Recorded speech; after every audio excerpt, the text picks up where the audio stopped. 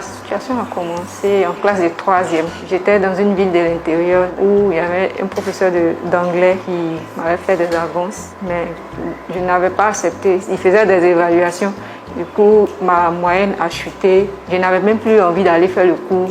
Mais je ne pouvais pas aussi expliquer à quelqu'un que c'est à cause du professeur. Souvent, il me dit de venir m'asseoir juste à côté de lui. C'est vrai que tout ce qu'il va expliquer comme cours, je ne suis plus. Jusqu'à ce qu'à la fin de l'année, on m'a orienté à Abidjan. Et là encore, en classe de terminale, je revis la même scène avec mon professeur. Pourtant, j'étais en série A2 et la philosophie a le coefficient le plus élevé. Donc la pression était encore plus grande. On peut se retrouver avec 5 notes de plus que ce que les autres ont.